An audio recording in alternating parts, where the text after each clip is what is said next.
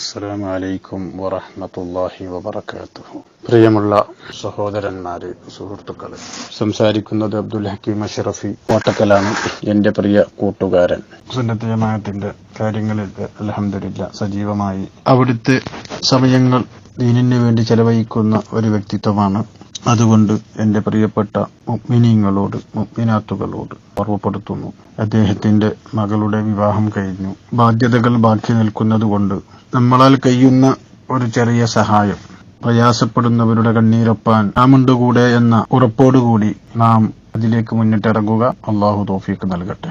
ഏത് പ്രയാസങ്ങൾ അനുഭവിക്കുന്ന ആളുകൾക്കും അവരുടെ പ്രയാസങ്ങൾ എന്താണെന്ന് കേൾക്കാമെങ്കിലും നാം ഒരു മനസ്സ് കാണിച്ചാൽ അത് വലിയൊരു പ്രതിഫലമാണ്. അതുകൊണ്ട് എന്റെ പ്രിയ മുഹിബീങ്ങളോട്, നിങ്ങളാൽ കഴിയുന്നത് 10 രൂപയാണെങ്കിൽ ആ ഒരു 10 രൂപ ബഹുമാനപ്പെട്ട മുജീബ് ഉസ്താദിന്റെ അക്കൗണ്ടിലേക്ക് നിങ്ങൾ എത്തിച്ചു കൊടുക്കണം. അവർക്ക് നിങ്ങൾക്ക് പകരം നൽകാൻ കഴിയുന്നത് ദുആ മാത്രമാണ്. ഇൻഷാ അല്ലാഹ് മരിക്കുന്നത് വരെ നിങ്ങൾക്ക് എപ്പോഴും അവിടെയൊക്കെ ദുആ ഉണ്ടാവും. നിങ്ങൾ നൽകുന്ന സ്വാലിഹായ സ്വദഖ അള്ളാഹു നാളെ ദുനിയാവിലും ആഖിറത്തിലും വലിയ ഫലമുള്ള സ്വദഖയായി അള്ളാഹു കബൂൽ ചെയ്യട്ടെ. അള്ളാഹു തആല അതിന്റെ ബറക്കത്ത് കൊണ്ട് എല്ലാവിധ ആഫത്ത് മുസീബത്തുകളിൽ നിന്നൊക്കെ അള്ളാഹു നമ്മളെ കാക്കട്ടെ. അതുകൊണ്ട് അള്ളാഹു നമ്മുടെ ജീവിതത്തിലും ആയുസ്സിലും ജോലിയിലും സമ്പത്തിലൊക്കെ അള്ളാഹു വലിയ ബറക്കത്ത് അള്ളാഹു ഏറ്റിത്തരട്ടെ എന്ന് പ്രാർത്ഥിച്ച് മുജീബ് അഷ്റഫിയുടെ കൂട്ടുകാരൻ അബ്ദുൽ ഹക്കീം അഷ്റഫി അഭ്യർത്ഥിക്കുന്നു. ദുആ വസിയത്തോടെ അസ്സലാമു അലൈക്കും. ഏറ്റവും പുതിയ വാർത്തയാണ് നിങ്ങളോട് പങ്കുവെക്കാനുള്ളത്. വളരെയേറെ സന്തോഷകരമായ, ആശ്വാസകരമായ വിവരങ്ങളാണ് യമനിൽ നിന്ന് നമുക്ക് എത്തിക്കൊണ്ടിരിക്കുന്നത്.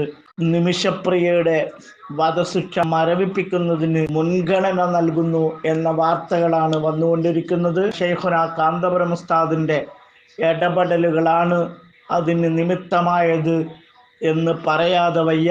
കേന്ദ്ര ഗവൺമെന്റും മറ്റുന്നതരും കൈയൊഴിഞ്ഞ സമയത്ത് എന്ന് വേണം പറയാൻ. അവർക്ക് പരിമിതികളുണ്ട് എന്ന് പറഞ്ഞ സമയത്താണ് ശൈഖുനാ കാന്തപുരം ഉസ്താദ് ഈ വിഷയത്തിൽ ഇടപെട്ടത്. ആ ഇടപെടൽ ഫലം ചെയ്തുകൊണ്ടിരിക്കുന്നു എന്ന ശുഭ സൂചനയാണ് വാർത്തകളിലൂടെ നാം അറിഞ്ഞുകൊണ്ടിരിക്കുന്നത്. വിശദമായ റിപ്പോർട്ടുകളിലേക്ക്.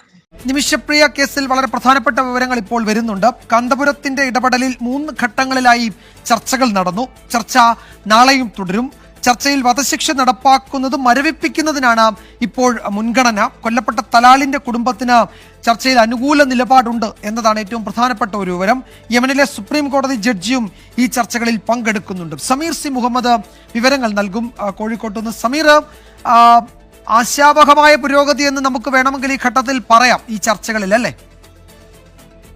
വിജയകുമാർ, തീർച്ചയായും നമുക്ക് ഈ ഘട്ടത്തിൽ അങ്ങനെ വേണം മനസ്സിലാക്കാൻ. ഏറ്റവും പ്രധാനപ്പെട്ട ഒരു കാര്യം, ഇതിൽ ചർച്ചയിൽ ഇവരുടെ കുടുംബാംഗങ്ങളുമായി സംസാരിച്ചു. അതിൽ ഒരു വിഭാഗം കുടുംബാംഗങ്ങൾ അതിനെ അനുകൂലിക്കുന്നുണ്ട്. അതായത് വധശിക്ഷയിൽ ഇളവ് ലഭിക്കുന്നതുമായി ബന്ധപ്പെട്ട് അവരുടെ ഭാഗത്തു നിന്നുള്ള ഒരു അനുകൂലമായിട്ടുള്ള നടപടി സ്വീകരിക്കുന്നുണ്ട്. എന്നാൽ ഏതാനും പേർ അതിനെ എതിർക്കുന്നു. തലാൽ കൊല്ലപ്പെട്ടതല്ലേ, അതുകൊണ്ട് അത്തരം ഒരു നടപടിയിലേക്ക് നീങ്ങേണ്ടതില്ല എന്ന് പറയുന്ന ഒരു വിഭാഗവുമുണ്ട്. അവരെ കൂടി അനുനയിപ്പിക്കാൻ കഴിഞ്ഞാൽ ഏറെക്കുറെ ഈ ചർച്ച വിജയകരമാകും എന്ന് തന്നെയാണ് നമുക്ക് മനസ്സിലാക്കാൻ കഴിയുന്നത്. കാന്തപുരം അബൂബക്കർ മുസ്ലിയാരുടെ ഇടപെടലിനെ തുടർന്നാണ് യമനിലെ പ്രസിദ്ധ സൂഫി വര്യൻ ഷെയ്ഖ് ഹബീബ് ഉമർ ബിൻ ഹഫീദ് ഇത്തരം ഒരു ചർച്ചയ്ക്ക് മുൻകൈയെടുക്കുകയും അദ്ദേഹത്തിന്റെ നേതൃത്വത്തിൽ അദ്ദേഹം വിളിച്ചുകൂട്ടിയ ഈ പ്രധാനപ്പെട്ട അംഗങ്ങളെല്ലാം പങ്കെടുത്തുകൊണ്ടുള്ള യോഗവുമാണ്. ആ ഒരു അടിയന്തര യോഗം അല്പസമയം മുമ്പ് ഇന്നത്തെ ഈ യോഗം അവസാനിച്ചിട്ടുണ്ട്. ഇതിലാണ് ഇത്തരത്തിലുള്ള കാര്യങ്ങൾ ഉരുത്തിരിഞ്ഞിരിക്കുന്നത്.